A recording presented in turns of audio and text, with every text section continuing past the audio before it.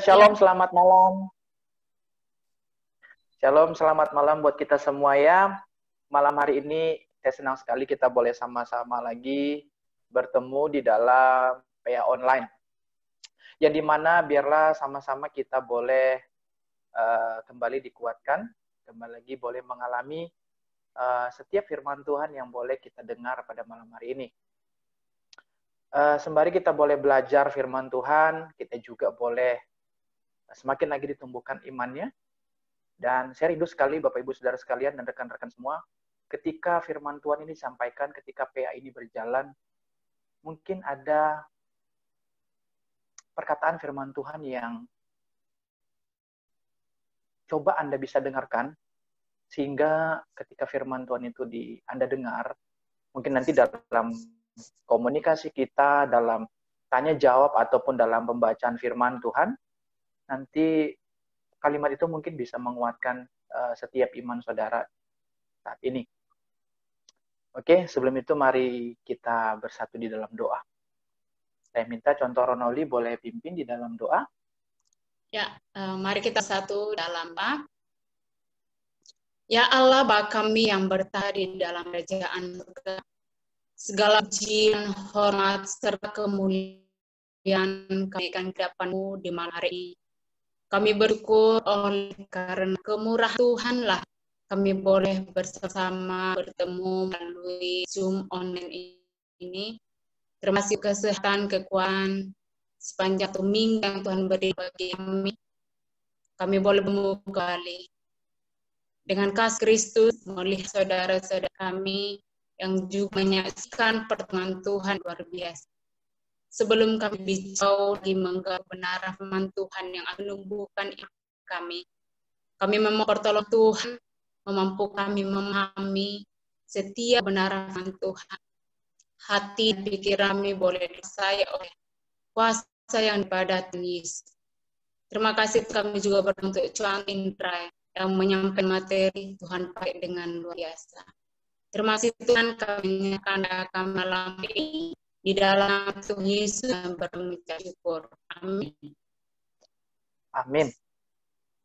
Oke, Bapak Ibu Saudara sekalian, kita akan melanjutkan PA online kita ini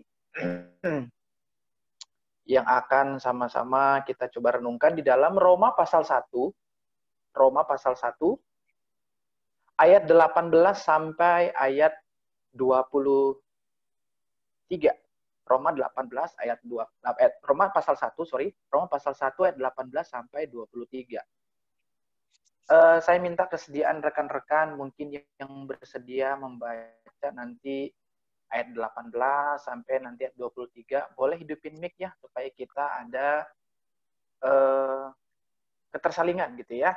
Jadi kita sama-sama boleh terlibat di dalam PA online ini. Nanti saya memberikan Anda kesempatan untuk Anda boleh membaca dalam Roma pasal 1 ayat 18 sampai 23. Yang membaca ayat 18 boleh, siapa saja boleh ikut terlibat. Nanti ayat 18 gantian gitu ya, boleh sampai ayat 23. Ada yang bersedia? Mungkin saya kali ya, mulai dibuka. Wow, boleh. Ayat Contoh. Roma pasal 1 ayat 18 ya.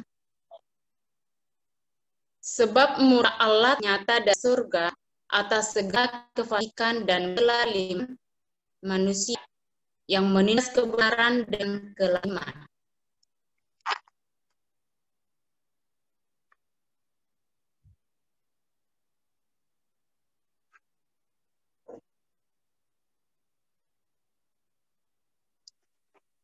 Halo, Chan. Ya, halo. Ya, lanjut atau 18 ya. Lanjut, oh kalau begitu, ya lanjut aja 19-nya. 19. Kenapa dapat mengetahui tentang Allah nyata bagi mereka? Sebab Allah menyatakannya kepada mereka. Sebab apa yang tidak nampak daripadanya, yaitu kuatannya yang kekal dan kelahirannya dapat nampak pada dagangnya sejak dunia diciptakan, sehingga mereka tidak dapat berdalih. Ayat 21, Sebab sekalipun mereka mengenal Allah, mereka tidak memuliakan Dia sebagai Allah atau mengucap syukur kepada. Sebaliknya, pikiran mereka menjadi sia-sia dan hati mereka yang bodoh menjadi gelap. 22. Mereka berbuat seolah-olah mereka penuh hikmat, tetapi mereka telah menjadi bodoh. Terakhir 23. Mereka menghentikan kemuliaan Allah yang tidak fana dengan gambaran yang mirip dengan manusia yang fana. Burung-burung, binatang-binatang yang berkeempat atau binatang-binatang yang menjar. Ya, demikian Oke. Tuhan. Terima kasih ya, contoh Ronauli. Oke, Bapak Ibu, Saudara sekalian, nanti di dalam PA ini, saya rindu sekali kita boleh sama-sama saling, boleh berbagi ya, boleh saling sharing. Nah, kalau kita perhatikan di dalam Roma pasal 1, ayat 18 sampai 23, yang sudah dibacakan contoh Ronauli, kalau kita lihat itu pembahasan kita sebelumnya di dalam Roma pasal 1 ayat 16 sampai 17 itu seakan-akan Paulus sedang memberitakan kabar baik. Dan di ayat 23 ayat 18 sampai 23 seakan-akan itu menjadi suatu kabar buruk. Nah, begitu ya. Nah, dalam perikop ini Paulus sedang mau menyatakan hukuman Allah atas dosa-dosa manusia. Bila kita perhatikan tadi ayat 16 ayat 17, Paulus itu sudah lebih dulu menggambarkan di dalam ayat 16 sampai 17 tadi, Paulus sudah lebih dulu menggambarkan bagaimana hubungan manusia dengan Allah yang terjalin di dalam suatu keyakinan yang kokoh pada Injil, gitu ya. Nah, dalam ayat ini Paulus ingin memberikan suatu pengajaran tentang murka Allah, dikatakan kepada orang-orang yang tidak mau mengenal Allah dan malahan menyerahkan pemikiran-pemikiran mereka dengan kebenarannya sendiri. Nah, begitu ya. Dan ditambahnya lagi, mereka mencari kebenaran itu menurut pemikiran mereka sendiri. Yuk, mari kita mulai ya. Rekan-rekan boleh memperhatikan di dalam Roma pasal 1 ayat 18. Kita akan coba bahasnya per ayat, gitu ya. 18 sampai 23 ya. Anda boleh perhatikan di Alkitabnya masing-masing di dalam Roma 1 ayat 18. Sebab murka Allah telah nyata dari surga. Menjadi sebuah pertanyaan nanti buat kita semua. Ya. Seperti yang Anda bisa lihat di screen, murka Allah itu nyatanya kepada siapa sih? Pertanyaannya kita mulai begitu ya. Pertanyaannya begini. Murka Allah itu nyata kepada siapa? Kalau kita perhatikan Anda baca 18. Sebab murka Allah nyata. Iya, murka Allah itu nyata kepada siapa? Ada yang mungkin bisa memberikan tanggapannya? Boleh hidupin mic-nya. Dan kita akan sama-sama belajar hari ini ya. Sebab murka Allah nyata dari surga. Pertanyaannya, murka Allah itu nyata kepada siapa? Nah, kepada manusia contoh. Ya, betul. Kepada manusia. Manusia yang di ayat 18, yuk mari kita lihat sama-sama. Manusia yang fasik dan lalim. Betul sekali. Manusia yang fasik dan lalim. Nah, seperti di screen. Murka Allah itu nyata kepada segala kefasikan manusia. Apa sih itu kefasikan? Kefasikan adalah sikap yang tidak menaruh rasa takut dan tidak hormat kepada Allah. Itu dia kefasikan. Kemudian murka Allah itu nyata kepada manusia yang bagaimana lagi? Manusia yang lalim, kepada segala kelaliman manusia. Kelaliman itu apa sih? Sikap yang tidak setia kepada Allah. Nanti rekan-rekan boleh perhatikan juga di dalam screen-nya. Jadi jelas dikatakan kepada siapa sih murka Allah itu nyata? Itu udah jelas kepada orang yang fasik, yaitu manusia yang sikapnya tidak menaruh rasa takut dan hormat kepada Allah. Dan yang kedua adalah sifat kepada orang yang sifatnya mempunyai kelaliman. Manusia yang punya sifatnya kelaliman, sikap yang tidak setia kepada Allah. Itulah yang menyatakan murka Allah kepada orang yang seperti ini. Kemudian sama-sama kita bisa lihat ya, lanjut ayat 19 sampai 20. Ayat 19 sampai 20. Karena apa yang dapat mereka ketahui tentang Allah nyata bagi mereka, sebab Allah telah menyatakannya kepada mereka. Ayat 20, sebab apa yang tidak nampak daripadanya, yaitu kekuatannya yang kekal dan keilahiannya, dapat nampak kepada pikiran dan karyanya sejak dunia diciptakan, sehingga mereka tidak dapat berdalih. Nah, kalau rekan-rekan memperhatikan di dalam ayat 19 sampai 20, timbul pertanyaannya di screen itu, saya tulis begini.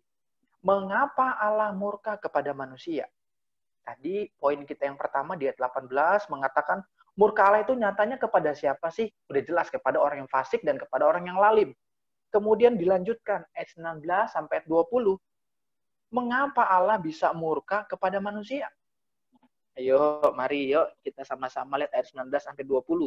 Kata apa yang Anda temukan atau kalimat apa yang merujuk pada kenapa sih Allah murka, atau alasan kenapa sih Allah murka kepada manusia?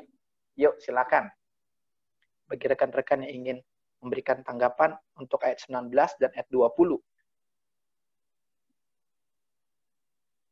Murka Allah itu kepada siapa? Udah jelas tadi ayat 18. Nah, terus ini sekarang mengapa Allah itu murka kepada manusia? Lebih ke alasannya ya. Kenapa sih Allah itu murka kepada manusia? Saya persilakan, Anda boleh perhatikan ayat 19 dan ayat 20. Yang ingin memberikan mungkin tanggapan. dari saya contoh ya, saya melihat ya contoh. Ya, boleh. Halo, contoh ya. Berdasar ayat yang kita baca ini, saya melihatnya karena memang manusia itu tidak mengakui karya Tuhan ya, di dalam karya Tuhan Yesus itu, sehingga murka mereka gitu. Mungkin ada teman-teman lain selain menambah. Terima kasih ya, contoh Rona. Mungkin ada rekan-rekan yang ingin melihat ketika ayat 19 ayat 20, kayaknya ini yang menjadi alasan kenapa Allah murka kepada manusia. Kira-kira begitu. Ada yang ingin berikan tanggapan?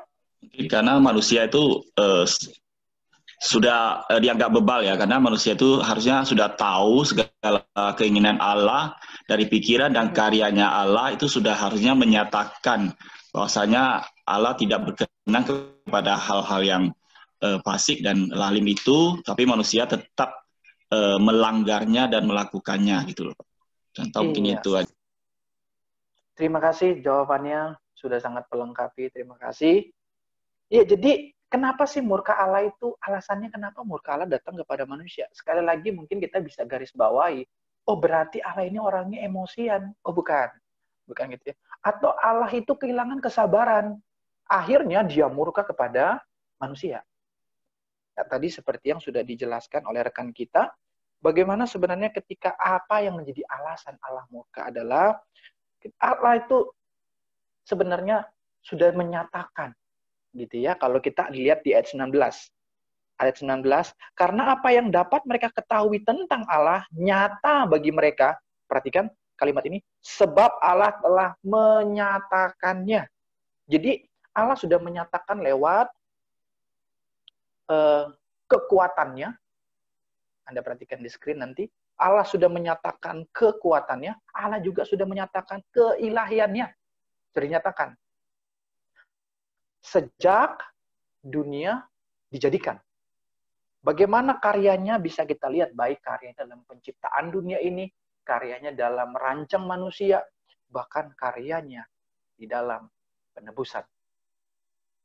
Oleh sebab itu, inilah yang menjadi suatu alasan mengapa Allah itu murka kepada manusia. Ketika kekudusannya Allah itu tidak bisa lagi ditolerir oleh kehidupan kefasikan maupun kelaliman manusia. Nah, ini yang menjadikan murka Allah itu ada kepada manusia. Dia merasa ketika kekudusannya sudah mulai dicoreng, kekudusannya mulai dihina, inilah yang menjadi alasan Allah murka kepada manusia. Dan bahkan dikatakan kalau kita memperhatikan PA kita yang minggu lalu, sudah dijelaskan Allah juga sudah menyatakan pembenaran itu melalui iman. Ya gitu kan ya. Iman yang dinyatakan dari Injil, yang bertolak dari yang bertolak dari iman dan memimpin kepada iman, itu ayat 17 ya. Udah jelas bagaimana Allah menyatakan karya keselamatan itu juga ada di dalam kebenaran akan iman, percaya kepada Kristus itu sendiri ya. Oke, kita lanjutkan ayat 21 sampai ayat 22. Kita sudah sampai di ayat 21 dan sampai 22. Nanti setelah ini baru kita boleh diskusi ya, setelah saya memaparkan ini. Ayat 21 sampai 22. Sebab sekalipun mereka mengenal Allah, mereka tidak memuliakan Dia sebagai Allah atau mengucap syukur kepadanya. Sebaliknya, pikiran mereka menjadi sia-sia dan hati mereka yang bodoh menjadi gelap. Ayat 22. Mereka berbuat seolah-olah mereka penuh hikmat, tetapi mereka telah menjadi apa? Menjadi bodoh. Nah, ayat 21 sampai ayat 22, jika Anda melihat di screen, saya membuat satu pertanyaannya begini. Apa sih yang menjadi sifat kebiasaan manusia? Apa yang menjadi sifat kebiasaan manusia? Nah, kalau rekan-rekan memperhatikan ayat 21 sampai ayat 22, adakah saudara-saudara menemukan apa sih yang menjadi sifat kebiasaan manusia itu? Itu ya, ayat 21 sampai ayat 22. Apa yang menjadi sifat dari kebiasaan manusia? Ayat 21 sampai 22. Silakan, boleh ada yang ingin memberikan tanggapan? Ayat 21 sampai 22. Mungkin yang perempuan juga boleh. Jadi laki-laki ya. Sekarang yang wanita deh, boleh ingin memberikan tanggapan apa sih yang menjadi sifat kebiasaan manusia?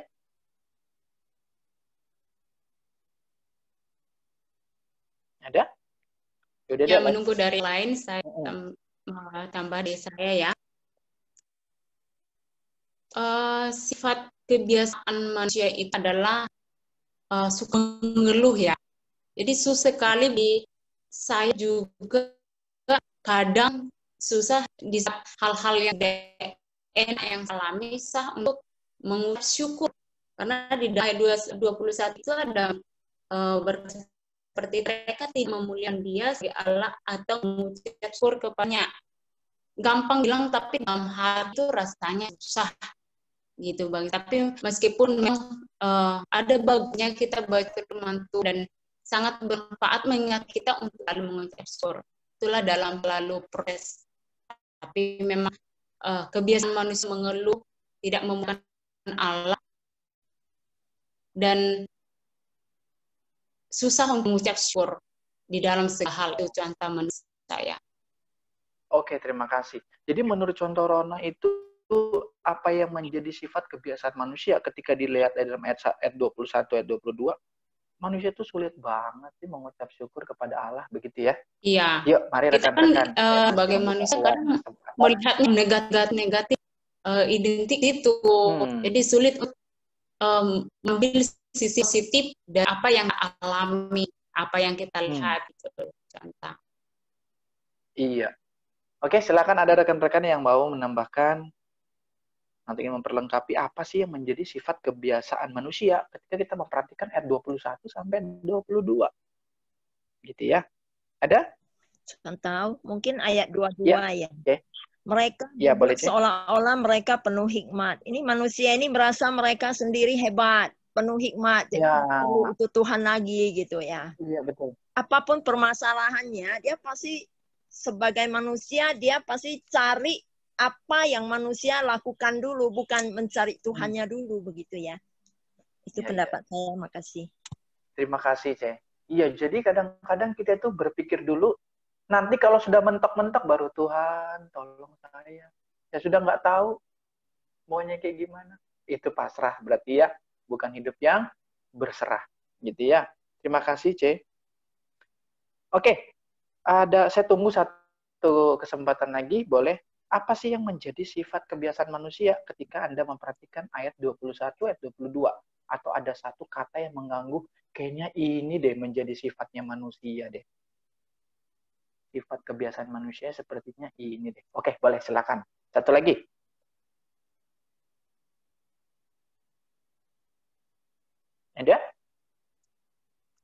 Oke, saya lanjut. Kalau begitu Anda Ada coba loh, perhatikan ada di loh. ayat 20. Oh, ada? Halo? Ya, Ya, saya silakan. tambah ya sedikit. Yang menjadi sifat manusia itu adalah selalu menganggap dia lebih berkuasa daripada Tuhan, ya. Dan dia selalu hal yang ada di pikirannya daripada dia lebih memikirkan apa yang dipikirkan Tuhan. Dan akhirnya kita tidak menghargai kehendak Tuhan dalam hidup kita, tapi kita selalu memprioritaskan pikiran kita daripada Tuhan. Dan itu menjadi suatu kebiasaan. Isinya kita menganggap enteng Tuhan daripada kita menghargai Tuhan. Dan itu selalu terjadi pada umumnya dalam diri kita manusia. Apalagi kita yang notabene-nya ya memiliki segala sesuatunya, itu bisa terjadi. Itu pun kadang terjadi pada diri orang yang hidup yang sederhana pun itu bisa terjadi. Nggak punya apa-apa, tetapi merasa mampu. Itu salah satu sikap kita yang sering terjadi. Itu yang saya hadapi ya dalam pelayanan juga. Dan terkadang saya menyadari saya sendiri juga mengalami hal yang sama. Tapi dengan keadaan itu, ya Tuhan mengingatkan kembali seharusnya apa yang harus kita pikirkan adalah Tuhan harus nomor satu, ya seperti itu. Oh, bukan kehendak kita yang jadi, tapi kehendak Tuhan yang jadi ya, contoh Vince ya. Oke, saya lanjutkan. Nah, Bapak Ibu Saudara sekalian, saya mengajak kita coba memperhatikan di Alkitabnya masing-masing. Anda perhatikan ayat 21 ini kalimatnya begini. Sebab sekalipun mereka mengenal Allah. Nah, ini yang menjadi perhatian saya.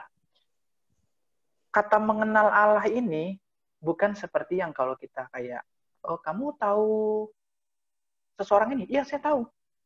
Kata tahu dan mengenal itu beda sekali ya. Kata tahu dan mengenal itu beda sekali.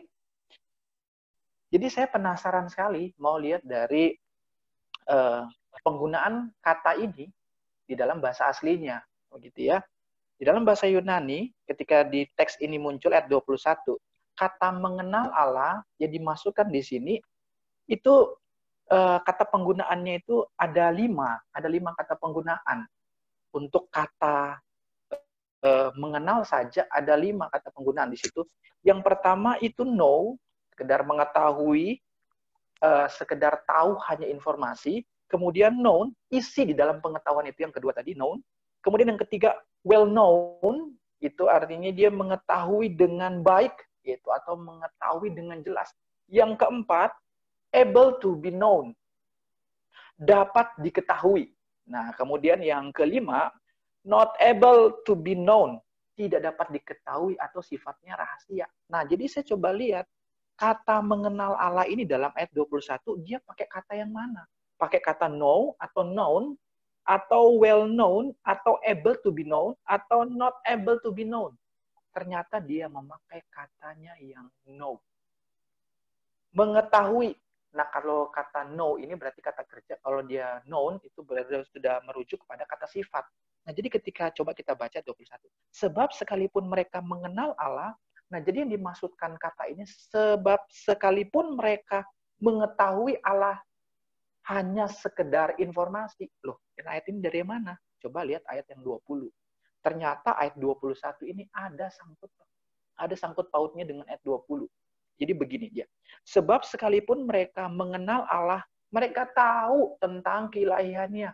Mereka tahu tentang ketuhanannya. Mereka tahu informasi tentang karyanya. Mereka tahu informasi tentang penciptaan dunia ini. Mereka tahu. Nah, kira-kira begitu. Mereka tahu.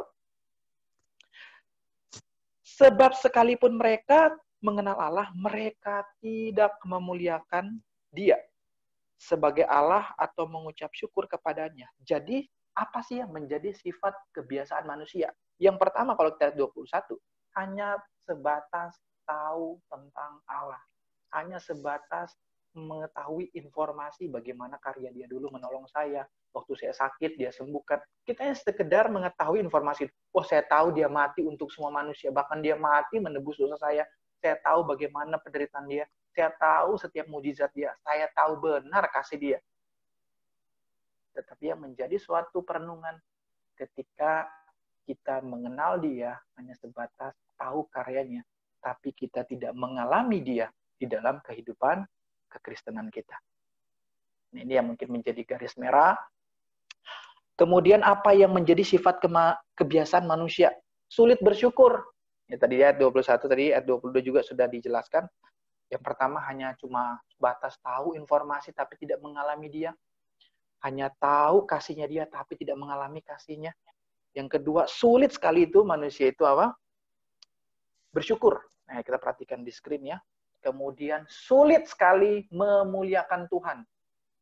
Ya, kita biasa memuliakan Tuhan. Tuhan, Engkau baik, Engkau dahsyat, Engkau luar biasa. Ketika kehidupan kita sedang baik-baik saja. Ya. Namun, apa yang terjadi ketika kehidupan kita sedang tidak baik-baik saja? Atau dalam tekanan hidup? Atau dalam masa pandemi ini? Masihkah kita mengeluarkan kalimat yang sama ketika kita baik? Tuhan, Engkau baik. Saya bersyukur Engkau tetap memelihara saya. Pujian dan kemuliaan hanya untuk Engkau. Ya. Kemudian tadi sudah disinggung juga oleh rekan kita, merasa paling penuh hikmat. Gitu ya. Merasa paling penuh hikmat. Nah, sekarang mari saya ajak rekan-rekan melihat apa sih dampak dari sifat kebiasaan manusia tadi ini yang cuma tahu Allah sekedar informasinya saja tapi tidak mengalami dia, sulit sekali bersyukur, kemudian sulit memuliakan Tuhan. Merasa paling berhikmat. Apa dampaknya? Anda bisa lihat di screen. Ayat 21. Sebaliknya, pikiran mereka menjadi apa? Sia-sia. Dan hati mereka yang bodoh menjadi apa? Gelap. Nah, menarik sekali ketika saya lagi siapkan firman Tuhan ini. Saya tertarik sekali dengan kata bodoh itu. Ketika juga dalam persiapan diperlengkapi juga oleh rekan-rekan. Ketika untuk ini saya melihat kata bodoh itu sendiri, itu di dalam bahasa aslinya dia memakai kata, bisa lihat di screen, kata bodoh dalam bahasa Yunani-nya ketika teks ini muncul, yaitu memakai kata asunetos. Asunetos. Ya. Kata bodoh dalam bahasa Yunani memakai kata asunetos, yang dalam bahasa Latinnya faithless, tanpa iman tidak setia. Wah, berarti kaya sekali ya ketika dikatakan kalimatnya begini. Sebaliknya pikiran mereka menjadi sia-sia dan hati mereka yang bodoh menjadi gelap. Hati mereka yang bodoh, yaitu hati mereka yang bodoh yang gelap, artinya mereka hatinya yang tanpa iman. Yang tadi pakai penggunaan kata asunetos itu. Tidak setia. Jadi kata bodoh di situ memakai kata asunetos, yang berarti tanpa iman atau faithless, tidak setia. Inilah yang menjadi dampak ketika sifat kemanusiaan tadi itu muncul, yang membuat pemikiran mereka menjadi sia-sia, bahkan dikatakan hati mereka jadi tidak mengenal Allah, justru malah tanpa iman, dan bahkan cenderung mengarah kepada hati mereka tidak setia kepada Allah. Maka muncul pemikiran kita pada malam hari ini. Seperti Anda lihat di screen, apa sih yang membuat pikiran mereka itu menjadi sia-sia dan hati mereka menjadi gelap? Ayo, mari teman rekan-rekan sekalian. Jika Anda sudah melihat ulasan kita dari ayat 18, 19, 20, ayat 21, sampai 22, apa sih yang membuat pikiran mereka itu menjadi sia-sia dan hati mereka menjadi gelap? Apa yang membuat pikiran mereka sia-sia dan hati mereka menjadi gelap? Saya persilakan untuk rekan-rekan boleh memberikan tanggapannya ya.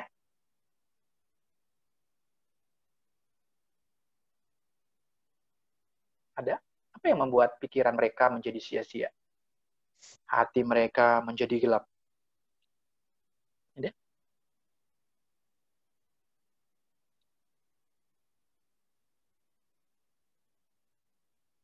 Oke. Saya bantu ya. Ada? Oh ya, silakan contoh. Ya, yang buat mereka seperti itu kembali seperti yang sudah kita juga sampai ini ya. Mereka seperti itu karena tidak mengakui Allah ya dengan keahlian Allah itu. Jadi mereka jadi bodoh, tidak mengerti satu Allah itu.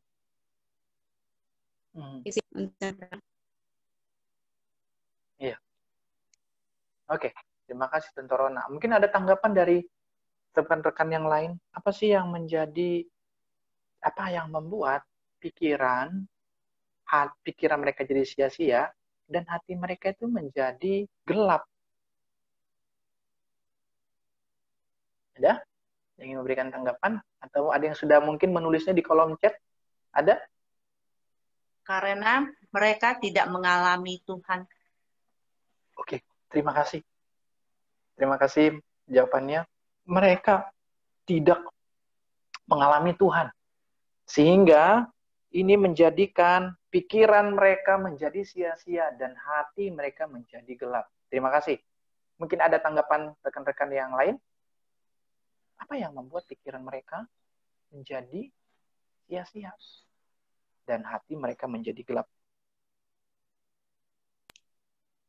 Mungkin kalau segala sesuatu yang kita kerjakan itu bukan untuk memuliakan Allah, tapi lebih condong kepada keegoan atau kepada karena kita manusia memiliki pikiran, maka kalau bukan atas dasarnya untuk memuliakan Tuhan, karena manusia diciptakan untuk memuliakan Tuhan.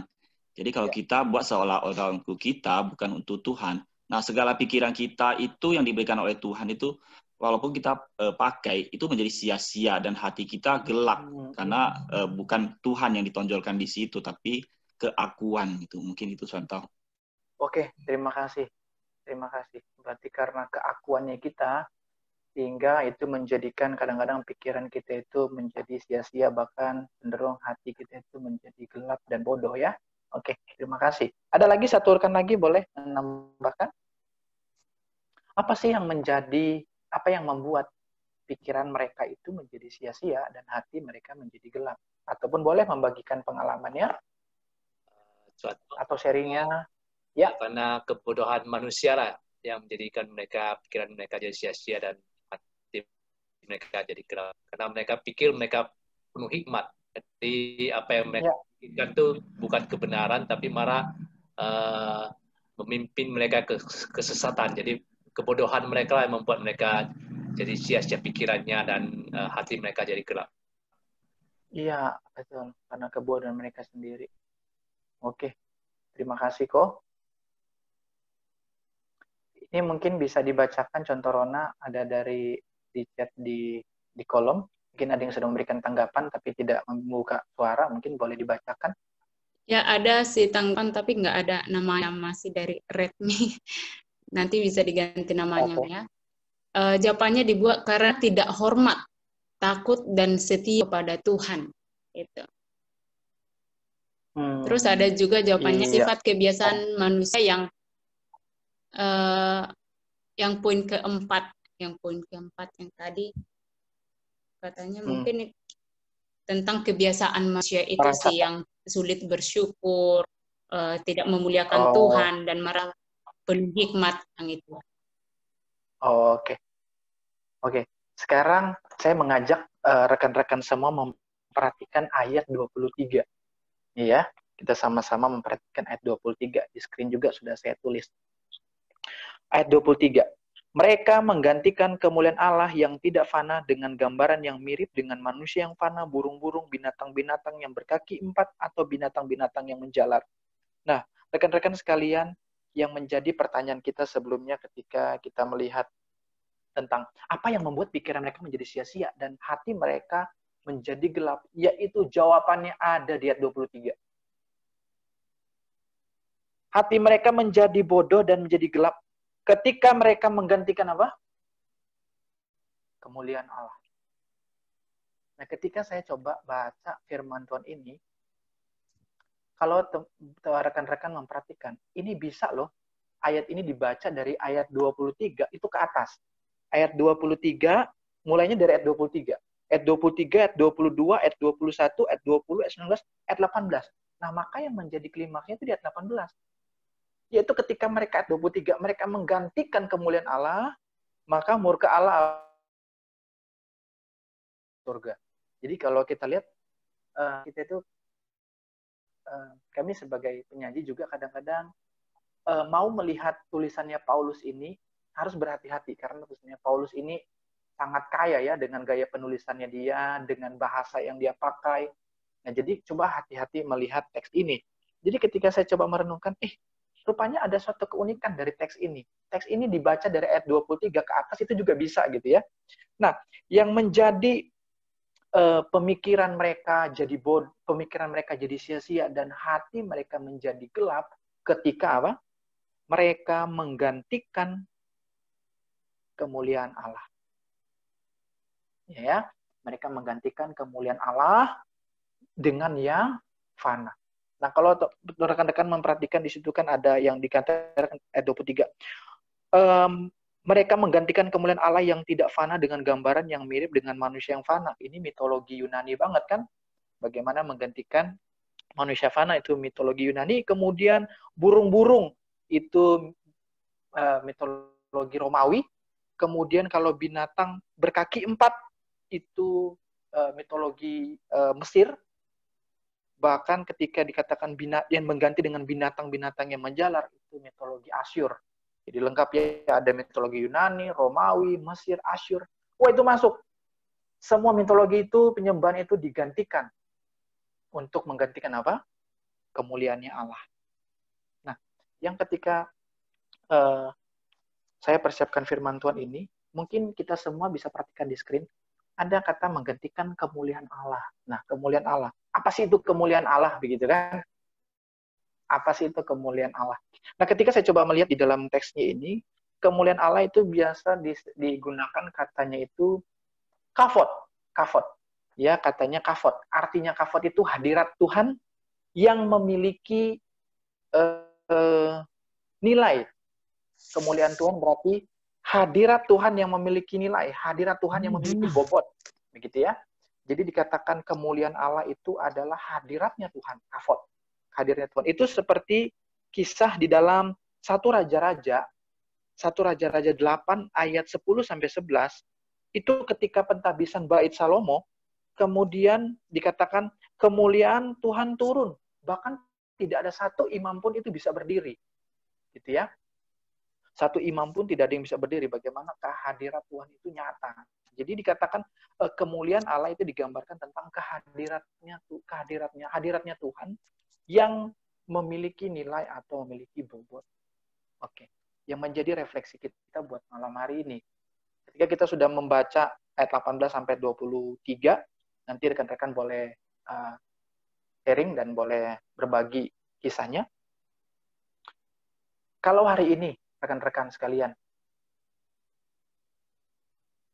ketika kita menjalani kehidupan kekristenan kita, berani nggak kita sedang mengkoreksi kehidupan kekristenan kita dengan bertanya kepada Tuhan, apakah Kristus saat ini masih menjadi pusat di dalam kehidupan kekristenan kita saat ini? Atau jangan-jangan kita sudah menggantikannya dengan yang lain? Mungkin kita bisa, mungkin tanpa sengaja kita menggantikan posisinya Allah dalam kehidupan kekristenan kita, mungkin lewat hobi, ya kan? Karena sudah lewat hobi, ya kita nggak tahu hobinya apa, mungkin hobinya sepak bola, atau hobinya nge-game, atau hobinya main golf, atau hobinya gosipin orang, atau hobinya apa saja itu. Tanpa sadar kita sedang menggantikan posisinya Allah. Ya. Ataupun juga HP, yang terkadang menyita hampir keseharian kita, betul ya? Kadang-kadang kita bangun pagi yang kita cari itu HP duluan. Mungkin bukan lipat tangan untuk datang berdoa kepada Tuhan. Jadi kita mungkin lebih bisa hati-hati. Mungkin selama menjalani kekristenan, tanpa sadar kita sedang menggantikan posisinya Allah di dalam kehidupan kita. Dan mari saya mengajarkan rekan di dalam PA ini bukan hanya saya sedang mengulas teks firman Tuhan yang sama-sama kita pelajari, namun apa sih pesan atau suara Tuhan yang Tuhan mau bicarakan dalam setiap hati dan pikiran kita saat ini. Sebagai refleksi yang kedua, mari coba tanyakan dalam kehidupan kekristenan kita. Apakah kita selama ini hidup dipimpin oleh roh? Atau hidup dipimpin oleh daging? Seperti dalam Galatia 5 ayat 16 sampai 17, Dikatakan hidup oleh roh maka tidak menuruti keinginan daging. Karena keinginan daging itu sangat berlawanan dengan keinginan roh. Ya. Bahkan dikatakan dalam Galatia 5 ayat 24 sampai 25, barang siapa milik Kristus, ia telah menyalibkan daging dan segala hawa nafsu dan keinginannya. Jika kita hidup oleh roh, baiklah kita juga dipimpin oleh roh. Nah, mari kita boleh tanyakan itu dalam kehidupan kita saat ini, kehidupan kekristenan kita. Masihkah Kristus ada di posisi di dalam inti dari kehidupan kekristenan kita, atau kita sedang menggantikannya dengan hal-hal yang duniawi? Jika itu masih ada, dan kita kembali mengoreksi, apakah itu kita sedang dipimpin oleh roh atau dipimpin oleh daging? Ya, sekian ulasan dari saya. Saya persilakan untuk rekan-rekan, kita boleh sama-sama sharing, dan hal-hal apa yang memberkati Anda dalam pemaparan tadi ayat 18 sampai ayat 23, atau ada yang mulai menggelisahkan hati Anda, atau ada yang memberkati, silakan Anda boleh sharing, atau ada yang kurang jelas, boleh kita sama-sama diskusi bersama malam hari ini. Saya persilakan kepada Contoh Rona. Iya, terima kasih untuk Andra yang sudah memberkati itu Pak ya. Semoga teman juga terberkati, dan beberapa yang mungkin bagi kita yang pula yang sedang belajar, kita sama belajar ini boleh nanti bertanya atau mau menambahkan masing-masing atau pengalaman kesaksian apa yang ada di dalam kehidupan kita sehari-hari, seperti nats yang kita bahas di dalam Roma 1 ayat 18 sampai 20 ini. Tapi sebelum saya melempar pada teman-teman untuk yang mau bertanya. Suara Contoh putus-putus katanya. Oh ya. Kenapa ya? Mungkin Sinyal kan. Ya, tapi saya tarik di dalam ayat 20 di dalam bahasa Indonesia hari-hari mengatakan seperti ini sebenarnya di dalam ayat 20 ya, Roma 1 ayat 20. Semenjak Allah menciptakan dunia, sifat-sifat Allah yang tak kelihatan, yaitu gadangnya sebagai Allah dan kuasa yang abadi, sudah dipahami oleh manusia melalui semua yang telah diciptakan. Jadi manusia sama sekali tidak punya asa untuk berdiri. Saya sampai dalam ayat ini melalui terjemahan Alkitab Bahasa Indonesia lebih jelas menurut saya daripada yang baca dalam ini, karena benar seperti dipaparkan oleh Contoh Indra, sebenarnya tak ada alasan untuk memberikan diri, tapi sebenarnya nyata ilahi Allah itu. Ya. Bagi teman-teman yang mungkin banyak, sambil saya merubah mungkin ya suaranya. Ya, jaringan Contoh Rona mungkin ini agak putus-putus jadinya. Ya, mungkin saya serahkan kepada teman-teman, boleh melihat kembali di ayat 18 sampai ayat 23, apa sih yang menjadi satu hal yang mungkin masih Anda ingin pertanyakan, ataupun yang sudah memberkati Anda, kita boleh sama sharing, bahkan juga mungkin boleh membagikan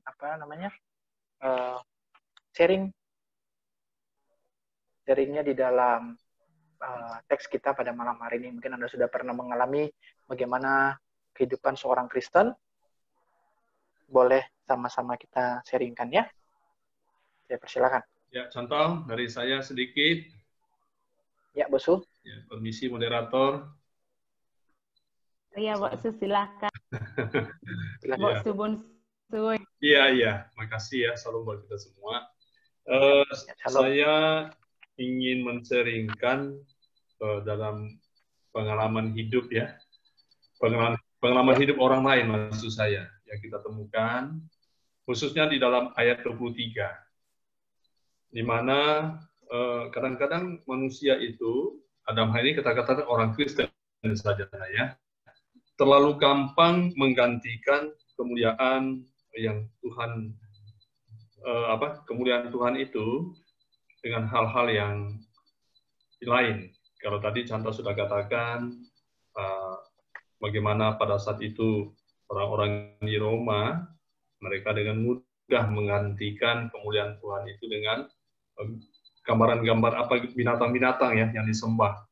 Ya, yang pernah. Mewakili Mesir, mewakili Asur, mewakili dari orang Yunani dan sebagainya. Saya pernah melihat seperti ini.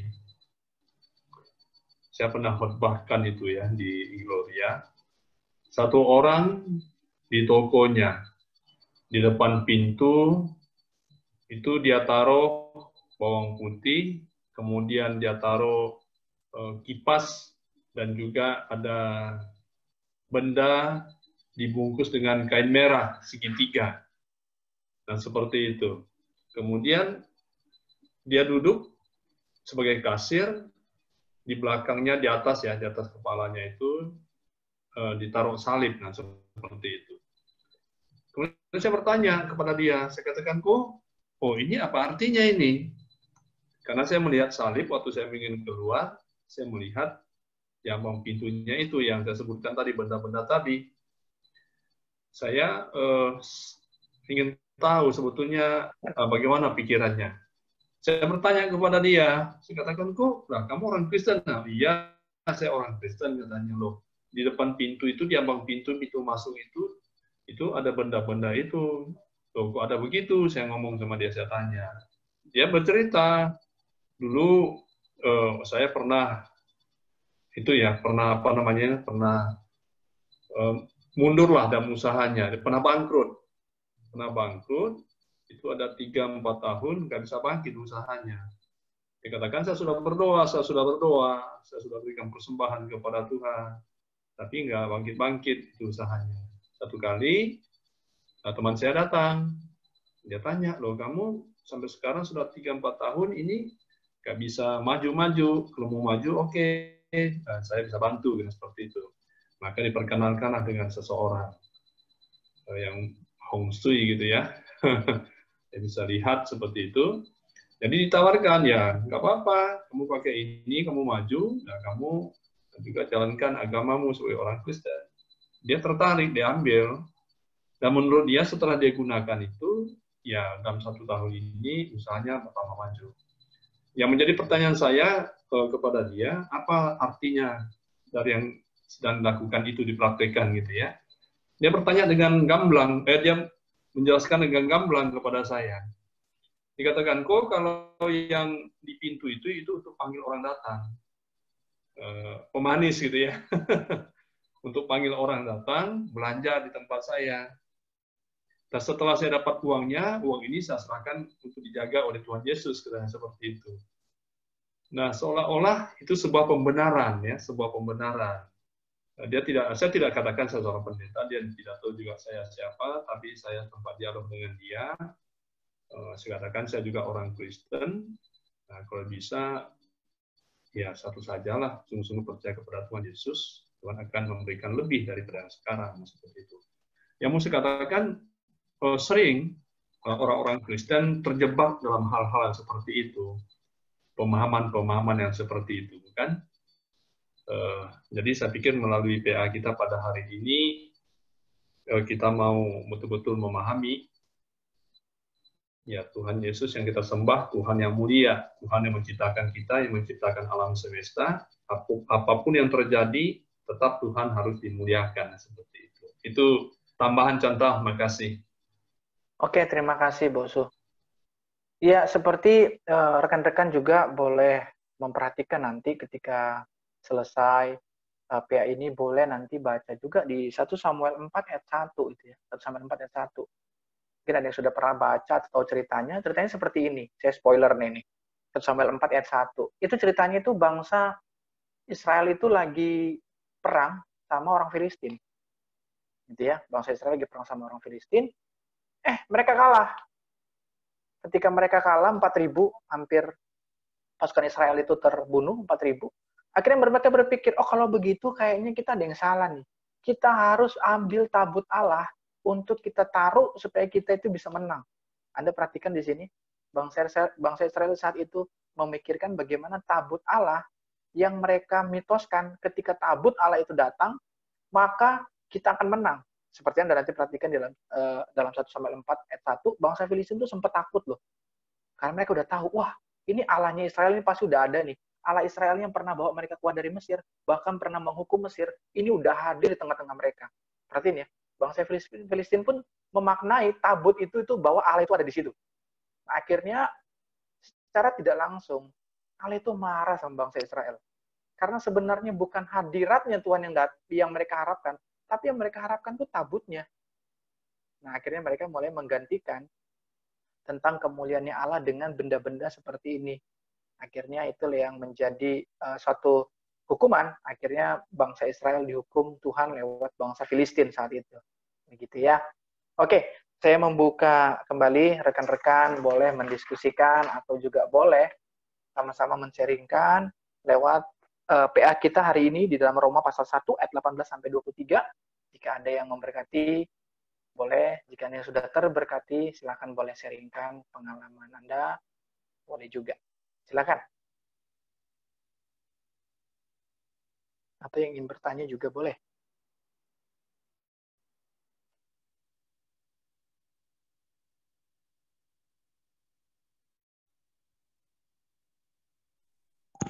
Ada di kolom Ya, chat. saya baca pertanyaan. Ada pertanyaan di... Oh, ini ada nih. Silakan Bu Kristi. Ya, itu tadi dari dari ayat 21. Contoh tadi bilang mengenal Allahnya bersifat know ya, sekedar tahu ya. Ya, contoh. Iya, betul. Iya, betul. Jadi sebenarnya kita mau mengenal Allah itu sampai ke yang kelima ya, contoh. Yang kelima? Yang tadi contoh kan bilang ada know, ada known, ada well known, able to be known, not able to know. Iya. Seharusnya sampai ke yang not able to be known ya, contoh. Boleh dijelasin, contoh. Makasih. Kalau, ya, terima kasih, C. Jadi yang sebenarnya kata mengenal ini ada beberapa penggunaan tadi. Jadi kita mungkin bukan hanya sekedar know aja, tapi kita harus known, ada N-nya. Karena kalau know aja itu masih kata kerja. Artinya kita masih melakukan mengetahui itu karena seperti hanya sebatas pengetahuan saja. Tentunya, ya saya kalau nggak ke gereja, saya takut nanti dibilang kafir. Hanya masih sifat agamawi yang kita jalankan untuk sekedar untuk tahu, ya saya mau ke gereja, saya mau ikut datang ke gereja untuk saya mendapatkan suatu pengetahuan. Tetapi kalau kita melihat yang sebenarnya bagaimana sih harusnya proses seorang Kristen untuk menjadi seorang murid Kristus, yaitu di known. Known-nya itu sudah menjadi kata sifat yang merujuk pada kata sifat. Dan kata known ini yang artinya isi dalam pengetahuan atau content of knowledge. Jadi kita benar-benar ada di dalam pengenalan itu sendiri, yaitu di dalam Kristus. Kita ada di dalam Dia. Sama seperti di dalam Yohanes pasal 15. Jika kamu di dalam aku dan aku di dalam kamu akan berbuah banyak. Nah, dan menghasilkan banyak buah. Nah, yang dikatakan maksudnya di sini, jadi jangan cuma sekedar know, tapi known. Nah, ketika known ini, itu merujuk kepada, bukan hanya kepada kata sifatnya, known-nya, tapi ini merujuk kepada sesuatu atau seseorang yang lebih dekat, atau seseorang yang lebih familiar, begitu ya. Jadi yang dimaksudkan di sini bagaimana sih? Jadi kita harus pakai yang mana? Yang kedua, yang known. Bagaimana itu merujuk pada kita mengetahuinya di dalam pengetahuan itu sendiri. Itu yang kalau kita bisa dalam konteks kita saat ini, yaitu bagaimana kita hidup di dalam Kristus. Nah, kira-kira begitu, Bu Kristi. Oke, berarti kita mengenal selain luarnya, dalamnya, dan mempunyai hubungan pribadi dengan Tuhan, begitu, contoh. Ya, betul sekali, Cek. Contoh, apakah non-nya itu maksudnya kita dikenal Allah? Non-nya itu atau gimana maksudnya? I have been known. Nah, maksudnya dikenal Allah. Jadi kita bukan hanya mengenal Dia, tapi Dia juga mengenal kita. Apakah maksudnya seperti itu? Iya, betul kok. Jadi sama seperti yang tadi saya katakan dalam Yohanes 15, Bukan hanya kita mengenal Allah, tapi kita juga dikenal Allah. Kalau dalam Yohanes 15, bukan hanya kita Allah hidup di dalam kita, tapi kita hidup di dalam Allah. Begitu ya. Oke, terima kasih. Mungkin kalau kita memperhatikan di ayat 5, Yohanes pasal 15 ini, ketika saya juga lagi renungkan Yohanes pasal 15, ini untuk menjawab yang tadi ya, dan Bu Kristi, Yohanes pasal 15 tentang pokok anggur. Ayat 4, Yohanes 15 ayat 4, tinggallah di dalam aku dan aku di dalam kamu. Sama seperti ranting tidak dapat berbuah dari dirinya sendiri. Kalau ia tidak tinggal pada pokok anggur, demikian juga kamu tidak berbuah, jikalau kamu tidak tinggal di dalam aku. Nah, ketika kata tinggallah di dalam aku ini, saya sedang memposisikan diri saya ketika saya tidak tinggal di dalam Tuhan. Saya memposisikan contohnya saya ada di luar gedung Gemi Gloria, begitu ya. Ketika saya ada di luar gedung Gemi Gloria, saya tidak pernah tahu apa isinya di dalam Gemi Gloria. Sehingga saya mulai menerkam, saya mulai menebak ini dan itu. Mungkin isinya ada ini. Oh, selayaknya kalau gereja itu pasti punya bangku, pasti punya ini. Dan saya tidak punya sama sekali gambaran tentang apa yang ada di dalam. Tapi ketika saya mungkin menggambarkannya, ketika saya tinggal di dalam, ketika saya datang ke dalam gedung Gemi Gloria, maka saya tidak perlu menanyakan sesuatu. Oh, apakah masih ada speaker? Karena saya sudah melihat sendiri, ketika saya di dalam Kristus, bagaimana saya melihat bagaimana kasih-Nya. Saya tidak perlu bertanya lagi, Tuhan ada nggak sih kasih-Mu untuk saya? Loh, kamu aja masih di luar. Kamu tidak tinggal di dalam aku dan kamu menanyakan itu. Tapi ketika saya ada di dalam Kristus, saya boleh melihat, oh ternyata benar-benar dia mengasihi saya dan mencintai saya. Ada seberapa banyak orang Kristen benar mengakui bahwa Yesus sebagai Allah yang penuh kasih, tapi dirinya sendiri pun tidak merasakan atau tidak mengalami kasih-Nya Tuhan. Nah, jadi Bocon dan Bu Kristi, yang ketika saya melihat dalam teks ini, bukan hanya kita mengenal Allah, tapi kita juga dikenal Allah. Bukan hanya kita hidup di dalam Allah, tapi Allah juga ada di dalam setiap kita orang percaya. Terima kasih. Ya, terima kasih untuk semua yang sudah bertanya. Ini juga pertanyaan di chat ya, bacakan ya.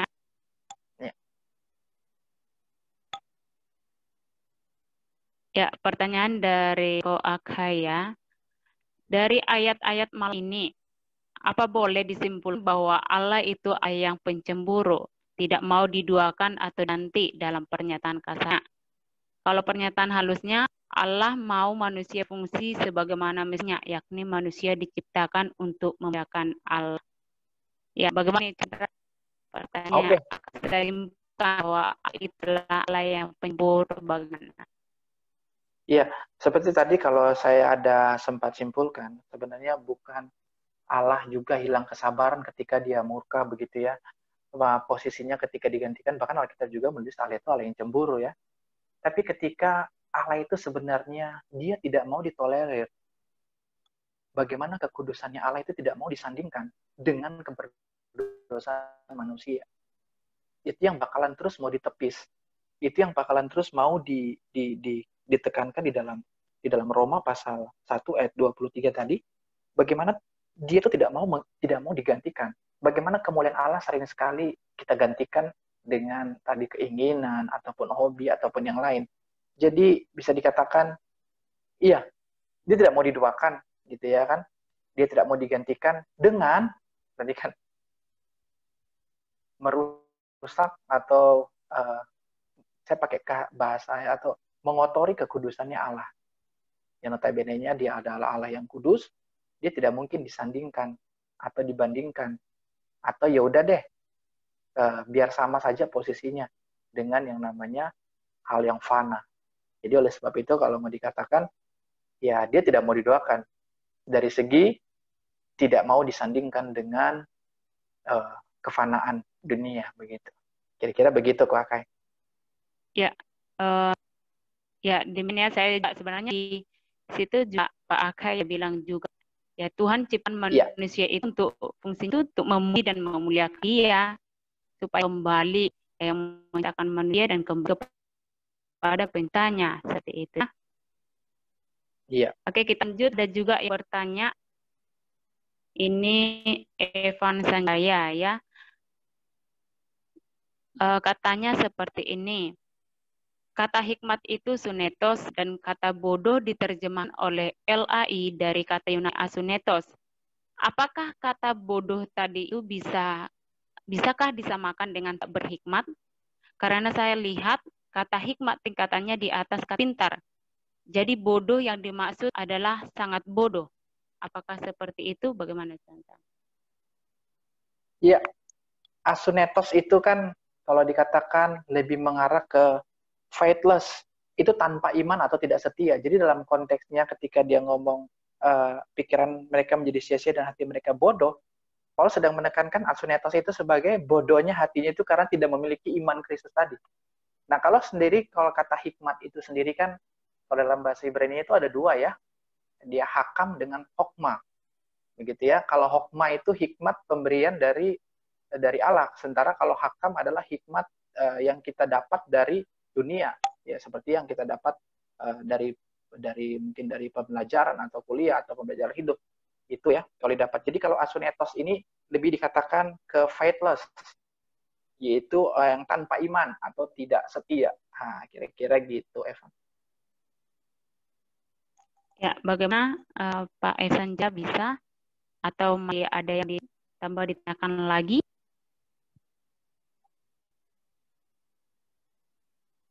Oke, karena oke ya.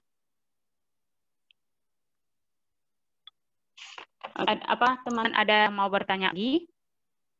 Ada yang bertanya secara langsung ataupun di live chat ya. Sebenarnya saya menambahkan bahwa orang bodoh yang dimaksud Paulus di dalam Roma 1 ini kita bahas dia. Yang bodoh itu bukan orang tidak berpendidikan atau tidak sekolah. Justru Paulus menyampaikan itu kepada orang Kristen. Kenapa disampaikan pada orang Kristen? Ya karena tadi sudah geser keadaan atau kedudukan Tuhan itu sendiri. Itu ya, jadi itu menambah tadi juga yang apakah benar bodoh atau tidak bukan berarti seperti kita apakah mungkin tidak sekolah seperti itu ya. Atau mungkin Pak Indra membahkan perjelas lagi kepada teman yang lain. Iya, jadi ya mungkin menambahkan karena bodoh di ayat ini bukan bodoh yang dikatakan mereka itu nggak punya IQ ya, bukan. Mereka ada IQ-nya, jadi bukan berarti mereka bodoh tanpa IQ, tapi kalau diperhatikan ayat 22 itu, mereka itu menggunakan bagaimana hikmat manusia itu. Bagaimana hikmat manusia itu kembali menjadi dasar pemikiran mereka untuk mencari suatu kebenaran. Bagaimana ketidakterpuasan hikmat mereka ketika mereka tidak bisa melihat benar-benar Allah yang dilihat secara real, akhirnya mulai menggantikan sesuatu kebenaran yang bisa mereka lihat dengan mata visual mereka bisa raba, mereka bisa sentuh, dan mereka bisa lihat cara visualisasinya dengan jelas. Akhirnya mereka menggunakan hikmat-hikmat yang hikmat dunia tadi, mau menggantikan posisinya Allah di dalam kehidupan mereka. Sehingga tadi seperti dikatakan di ayat 23, bagaimana mereka menggantikan kemuliaan Allah dengan manusia fana mitologi Yunani, burung-burung yang dari mitologi Romawi, binatang berkaki 4 dari Mesir, bahkan binatang menjalar dari Asyur tadi. Jadi akhirnya karena ingin mencari suatu kepuasan dari pemikiran manusia mereka, mencari pembenarannya sendiri, akhirnya pemikiran mereka menjadi sia-sia. Kira-kira begitu. Ya, terima kasih Tuan Indra. Karena Indra sudah menyampaikan tadi dalam ayat 23 yang menggantikan Allah itu seperti aja di situ. Mungkin kita boleh kembali mengingat satu minggu yang lalu yang disampaikan oleh Bok Subutu ya di dalam aparatnya, bahwa sebenarnya dari pada hari Pekosta kan ada yang hari situ yang Yunani Yahudi dan kembali ke tempat mereka, dan di situ mungkin ada yang buat jemaat dengan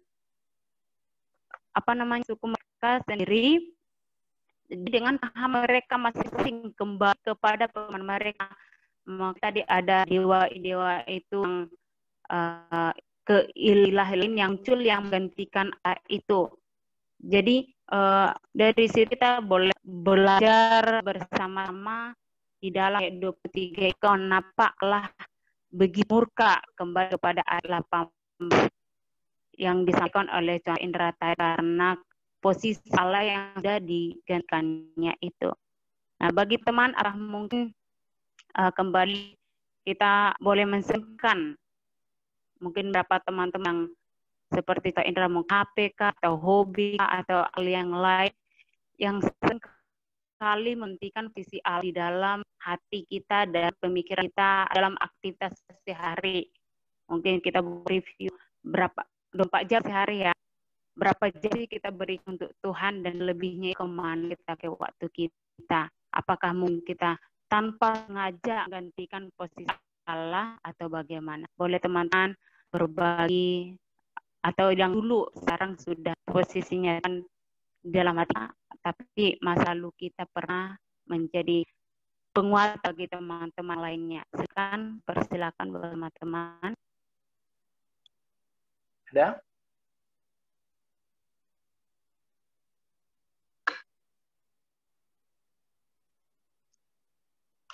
Silakan saya memberikan kesempatan untuk teman-teman boleh sharing. Atau ada yang masih ingin bertanya mungkin dari teks kita ayat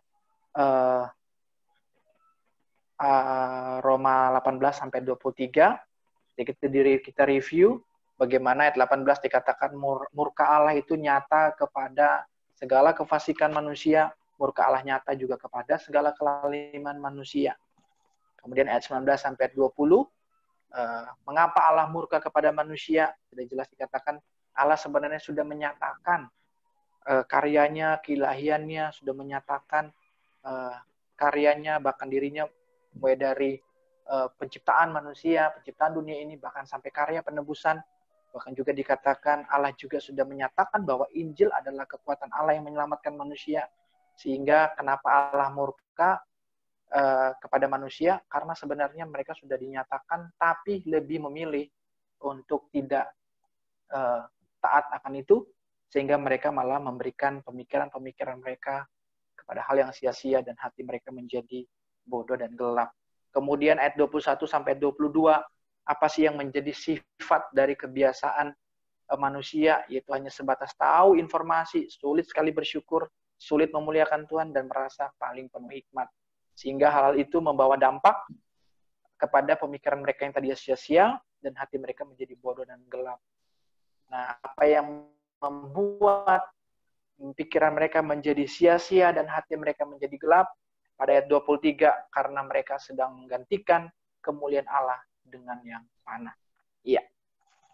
Sedikit review singkat dari saya. Ini contoh Indra ada yang bertanya. Saya bahkan ya. Ini ada yang tanya seperti, berikan satu contoh di kehidupan manusia yang menggantikan kemuliaan Allah. Contoh dari kehidupan manusia yang menggantikan kemuliaan Allah. Iya. Tadi saya coba kasih contoh tadi tentang soal HP ataupun hobi, ataupun terkadang seperti ini, salib gitu ya. Kita bagaimana? Ya kita mengetahui bagaimana salib juga menjadi satu lambang bagaimana penebusan Kristus ada di dalamnya. Tapi kadang-kadang kita menaruh pada posisi yang salah, bagaimana kita terlalu mengikonikan salib itu sendiri, bahkan mungkin bisa kita sembah atau seperti itu. Itu yang kita perlu hati-hati di dalam menjalani kekristenan kita saat ini. Bahkan tadi juga sudah sempat ada diceritakan oleh Bu Subunsuy, bagaimana kehidupan seseorang yang menaruh, bisa dikatakan, atau jimat pemanggil begitu ya, untuk sukses, namun juga masih ada salib Kristus di situ diantaranya. Jadi ini yang menjadi suatu dilema bagi kehidupan orang Kristen. Hati-hati di dalam menjalani kehidupan seorang Kristen. Bisa saja mungkin hobi Anda, kesukaan Anda, ataupun barang-barang yang menjadi favorit Anda, ataupun HP, ataupun setiap usaha kita itu kadang-kadang mengambil waktu atau mengambil ahli lebih banyak ketimbang bagaimana kita memposisikan Kristus sebagai sesuatu yang inti di dalam kehidupan seorang Kristen. Kira-kira begitu sih tentang. Oke, terima kasih Antau. Lagi. Ya, saya tambahkan sedikit ya. Ya, oh ya, Bu Subunsuy silakan. Iya, iya. Saya mengajak kita untuk fokus di ayat 21 ya. 21. Ya, ayat 21. Iya. Nah, di sini kalau kita kaitkan atau kita hubungkan dengan kehidupan orang-orang Kristen. Kalau kita melihat latar belakang Roma itu, ya mereka sudah percaya. Mereka di sini kan sebab mereka sekalipun mereka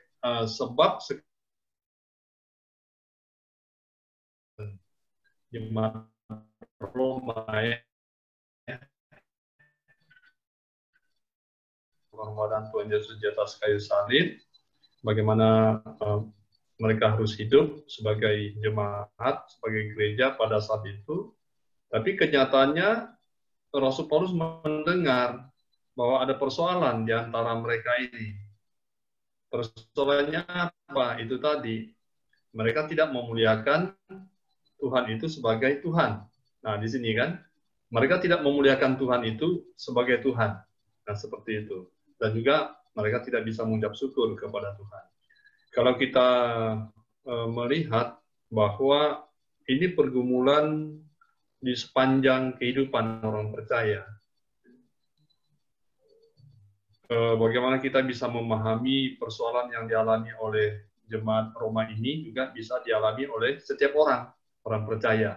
Kita tidak pandang apakah itu pendeta, apakah itu cantau, apakah itu orang-orang percaya yang lainnya. Bisa saja mengalami hal seperti itu. Menyatakan diri sebagai orang percaya, sebagai orang Kristen, orang sudah mengenal Tuhan, tapi di dalam kenyataan hidupnya tidak memuliakan Tuhan. Nah, di sini dipakai kata mengucap syukur, ya kan? Berterima kasih, memuliakan Tuhan.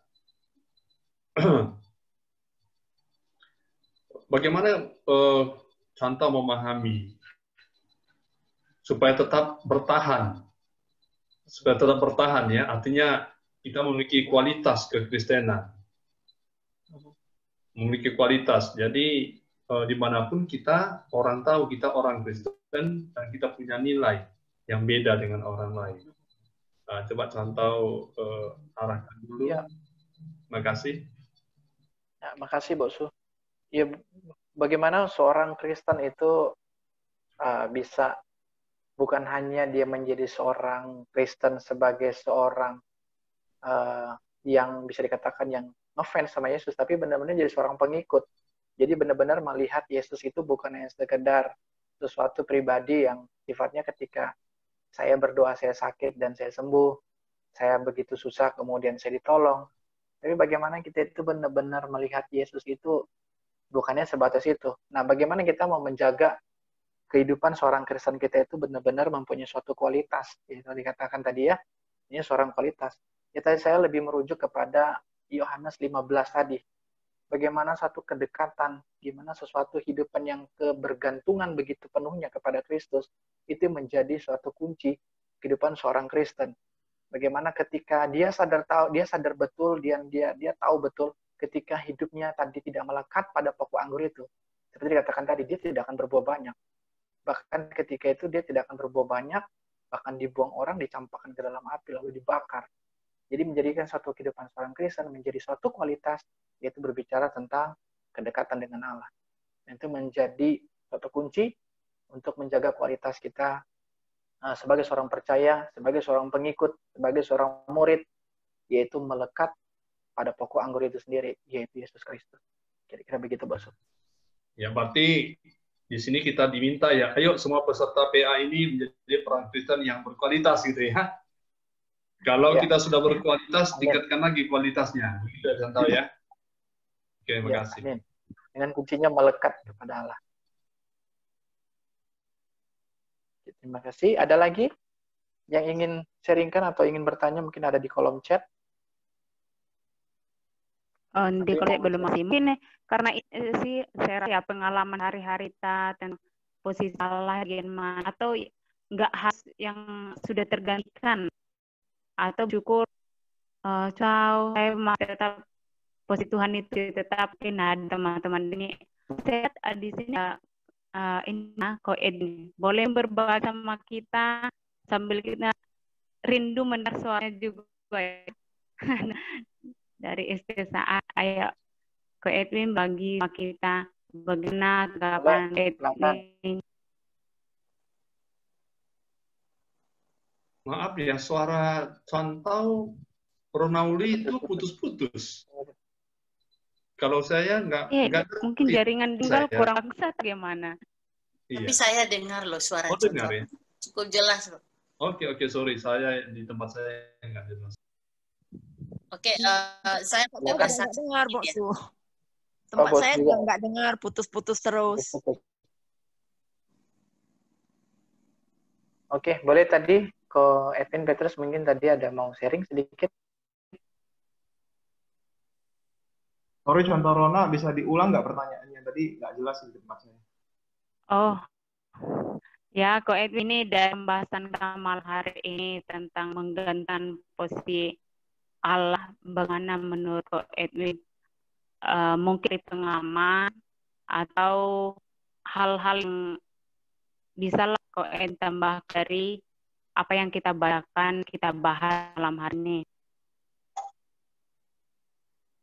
Maksudnya pengalaman pribadi atau gimana? Ya, pengalaman pribadi. Pengalaman pribadi juga boleh.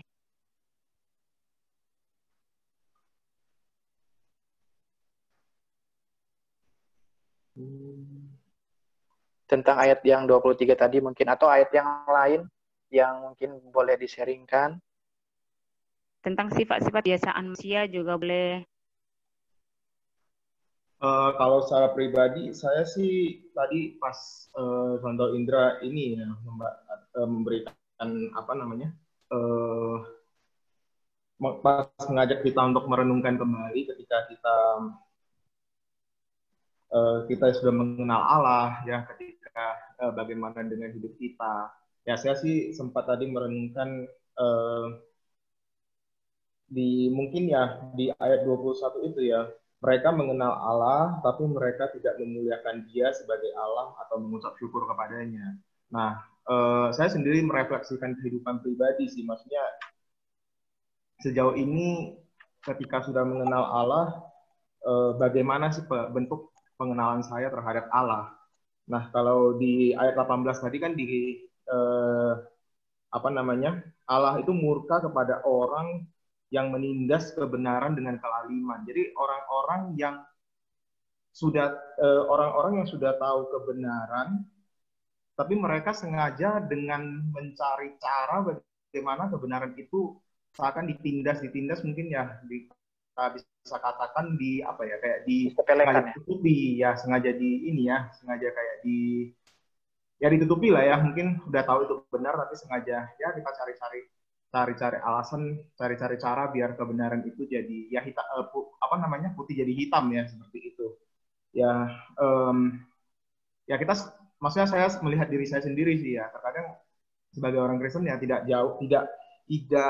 rentan ya, termasuk rentan terhadap hal seperti ini ya. Maksudnya saya udah tahu tentang kebenaran firman Tuhan, apa yang harus saya perbuat, tapi saya sering mengabaikannya seperti itu. Termasuk juga kalau mau dilihat ya, mungkin termasuk ya dengan waktu-waktu saya bandingkan ya, kalau waktu saya masih mungkin ini kan saya masih kuliah di seminari di Malang ya. Kalau di seminari itu kan setiap hari punya jadwal di mana mahasiswa harus bersaat teduh secara rutin dan dengan waktu yang sudah ditetapkan jam segini sampai jam segini.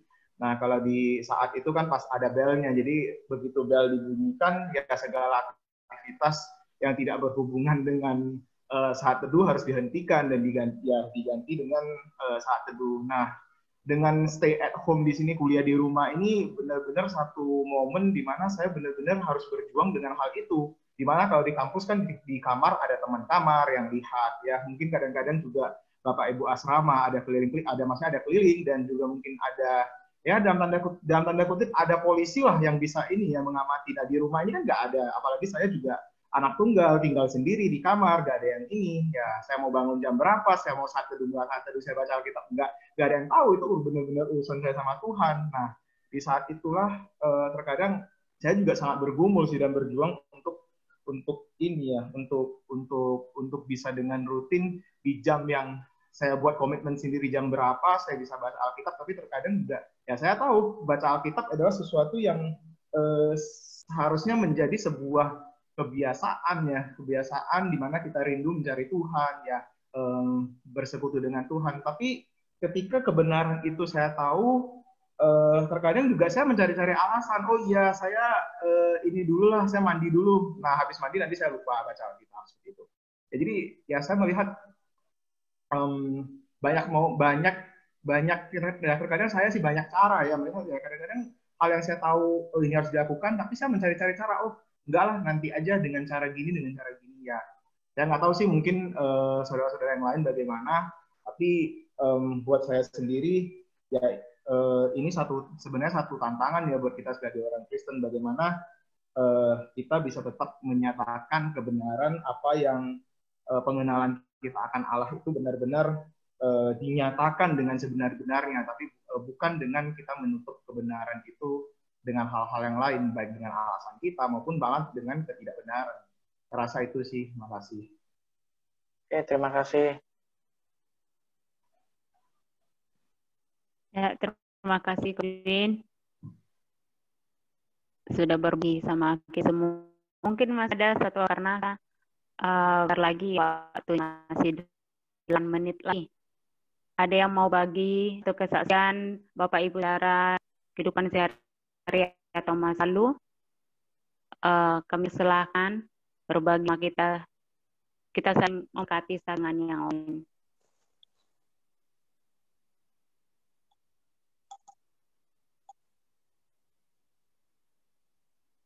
Adakah dari teman-teman? Dari saya boleh ya? Boleh, silakan. Malam, ini kesaksian. Silakan Cince ya. Kesaksian hidup yang betul-betul nyata selama saya kuliah, dan ini mujizat Tuhan yang bukan copy paste ya, tapi saya sendiri mengalaminya, dan saya rindu berbagi dengan kita di PA malam ini tentang tahu dan mengenal Tuhan. Nah, ini hal yang rentan kita semua manusia mengalami dan menjalaninya hari-hari ya. Ya, kita katakan waktu saya itu kuliah, waktu itu masih tingkat 1 semester 2. Saya mengalami suatu keadaan yang sewaktu itu masih dalam pembentukan ya. Kalau kampus itu istilahnya bengkel ya. Ya, bengkel itu kan tempat perbaikan mesin-mesin yang rusak, dan saya anggap saya ini adalah mesin yang rusak ya. Konotasinya seperti itu. Jadi waktu masuk kuliah, saya kan pasti sebelum masuk saya harus persiapkan segala sesuatu, termasuk keuangan, ya, pembayaran SPP dan segala sesuatunya. Dan itu saya sudah prediksi selama pembentukan di I3 itu 6 tahun ya. Jadi uang yang saya persiapkan untuk persiapan kuliah selama itu, saya udah hitungan dari tingkat 1 sampai 6 harus semua terpakai. Semua udah persiapan. Jadi semua penghasilan dari pekerjaan sendiri, jadi sudah siap begitu mantap. Saat itu ya istilahnya ada satu harapan itu dari uang ya, yang kedua Tuhan itu, dan itu memang sesuatu yang tidak bisa saya pikirkan. Jadi masuk semester 2 Desember waktu itu Tuhan izinkan satu kesulitan yang harus saya hadapi dan harus masuk rumah sakit, dan juga saya harus melalui berbagai macam cara menghadapi dokter dan harus menjalani operasi dan sebagainya. Nah, dan harus menghabiskan uang yang dimana saya sudah persiapkan untuk kuliah sampai tamat waktu itu. Tapi ternyata di luar dugaan saya harus menghabiskan uang yang sudah saya persiapkan untuk kuliah selama 6 tahun itu, dan memang betul-betul habis.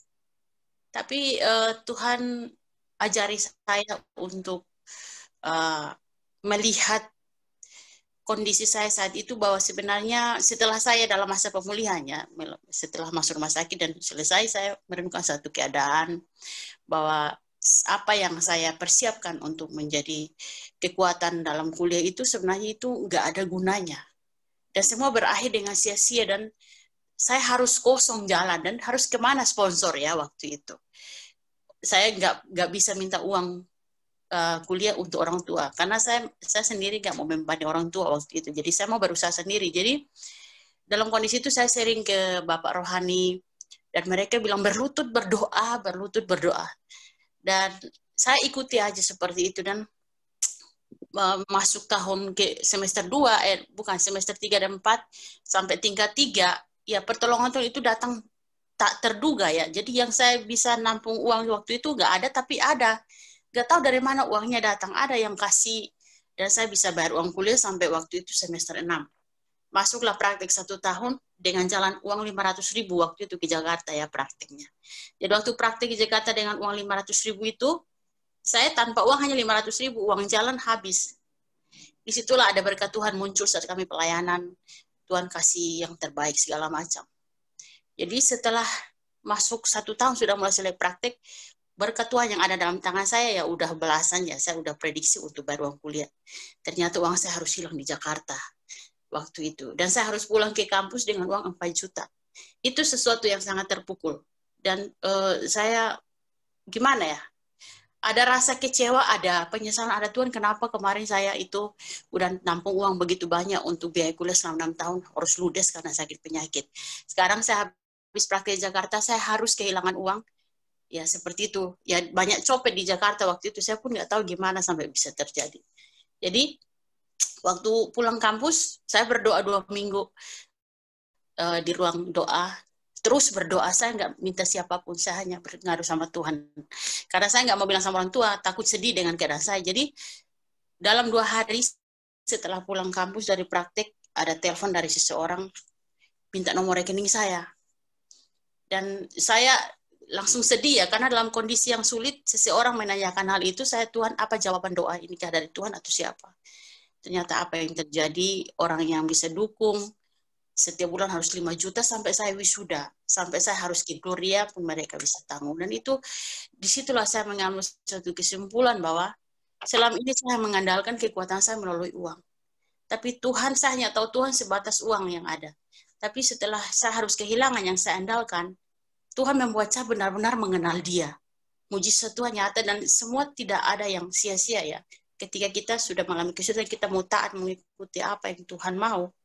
Benar-benar Tuhan nyatakan dirinya dalam diri kita, dan betul itu kita rasakan. Nah, ya itulah yang saya bisa berbagi kasih antara kita tahu dan bagaimana cara mana kita mengenal Tuhan. Dan betul-betul saya rasakan Tuhan dalam hidup saya sampai saat ini. Ya puji Tuhan, itu dah kesaksian dari saya, kiranya memberkati kita semua. Terima kasih. Jadi kisahnya contoh Tince ini dulu aku mengenal, sekarang aku mengalaminya ya, seperti kisah Ayub ya. Ya, ya. Oke, terima kasih. Mungkin sudah waktu kita sampai jam 9 ya, Contoh Rona. Oke, ya karena waktu kita sudah hampir 1 menit lagi, saya rangkan beberapa hal yang kita bahas pada malam hari dari Rom 1 ayat 18 sampai 23 itu. Yang pertama bicara tentang murka Allah. Allah murka itu pada manusia yang fasik dan lalim, dosa ini ya, kepada manusia yang fasik dan lalim. Dan yang kedua, mengapalah murka kepada manusia adalah karena manusia itu menindas kebenaran tentang pilihannya Allah yang kena kaya melalui dunia diciptakan yang ada dalamnya ya. Yang kemudian apa sih yang dalam ayat 21 dan 22 itu berbicara tentang kebiasaan manusia itu. Kita sering hanya tahu siapa itu Tuhan tanpa mengenal. Harusnya seperti dalam Yohanes 15. Kita tinggal di dalam Tuhan, tinggal juga di dalam hati kita. Tahu dan mengalami Tuhan itu juga di dalam hidup kita. Sehingga kita tidak merasa pintar sendiri, merasa kita lebih hebat dari Tuhan, lebih kuasa, tetap justru Tuhanlah yang lebih berkuasa. Dan kita diciptakan untuk muliakan Dia. Dan yang keempat adalah bahwa manusia ini menggantikan posisi Allah sehingga membuat Allah murka. Kenapa? Karena sering sekali kita tidak lagi patuh kepada Tuhan dengan kebiasaannya ada seperti yang tadi itu. Kita menghentikannya dengan hal yang fana, bahkan lebih saat ada dengan penyembahan yang tidak berkenan, yang menduakan Tuhan Tuhan di dalam hati dan pikiran kita. Oleh sebab itu, malam ini kita juga belajar supaya kita hidup roh dan kita meninggalkan kedagingan kita. Dan mari Bapak Ibu Saudara yang dikasihi Tuhan, kita belajar terus untuk mengenal Tuhan, tidak hanya sekedar tapi mengenal dengan sungguh-sungguh siapa Tuhan di dalam hidup kita, sehingga kita mengalami perjumpaan secara pribadi dengan Tuhan itu. Terima kasih untuk Ina yang sudah memaparkan malam hari ini. Terima kasih untuk Bapak Ibu saudara-saudari dikasihi Tuhan yang sudah mendengarkan dan sudah juga menyampaikan pertanyaan ataupun sharingnya malam hari ini. Biarlah kita diberkati untuk menjadi berkat. Ya, terima kasih Contoh Rona. Dan untuk kita semua malam hari ini, terima kasih buat setiap kesediaan, waktu yang diberikan. Terima kasih buat telinga yang mau mendengarkan. Bahkan terima kasih buat setiap hati dan pikiran yang kembali sama-sama kita mau dikoreksi dan dikuatkan Tuhan. Dan yang menjadi suatu kerinduan kita bersama ketika kita mengikuti PA online ini, bukan hanya sekedar kita mengetahui tentang Allah kita, tapi kita boleh mengenal dan mengalaminya di dalam setiap kehidupan kekristenan kita. Dan biarlah Kristus tetap menjadi poros di dalam setiap kehidupan kekristenan kita, dia tetap menjadi dasar dan menjadi intinya, dan biarlah setiap kita ketika menjalaninya, kita semakin mempunyai kedekatan yang intim dengan dia. Terima kasih buat rekan-rekan semua, dan kita akan kembali untuk boleh mengikuti Zoom kita minggu depan. Kira senantiasa kita tetap boleh setia memberikan waktu, ataupun juga bagi rekan-rekan sekalian yang mempunyai kerinduan juga boleh mau melihat kembali setiap tayangan kita sudah diterbitkan di YouTube, dan teman-teman sekalian juga boleh melihat, boleh sama-sama mempelajari kembali. Dan saya rindu di ruang yang akan ada lagi nanti kita boleh sama-sama berdiskusi dan mengalami Tuhan. Terima kasih buat semuanya. Tuhan Yesus memberkati dan tetap sehat di dalam Tuhan. Terima kasih semuanya. Tuhan Yesus memberkati. Sampai jumpa. Terima kasih, Chantal. Terima kasih. Ya, untuk mungkin kami minta Subun Sui untuk doa ya. Doa. Oke, baik. Mari kita berdoa. Bapa, kami berterima kasih. Malam ini kami belajar firman-Mu yang begitu ajaib. Tuhan mau kami yang telah mengenal Tuhan, kami hidup dalam Tuhan, hidup kami memuliakan Tuhan, menyenangkan Tuhan. Kami memiliki hati yang tunduk taat kepada Tuhan saja. Apapun yang terjadi dalam hidup kami, hanya Tuhan saja yang kami ingat, kami kenal, dan kami percayai. Bapa, berkati kami semua yang ikut pada malam ini. Roh Kudus memimpin kami kepada pertemuan iman. Terima kasih Bapa, pimpin kami dalam istirahat kami. Besok kami serahkan hidup kami dan Tuhan menyertai, sehingga damai sejahtera dan berkat melimpah menyertai kami. Terima kasih Bapa, dalam nama Tuhan Yesus kami berdoa. Amin.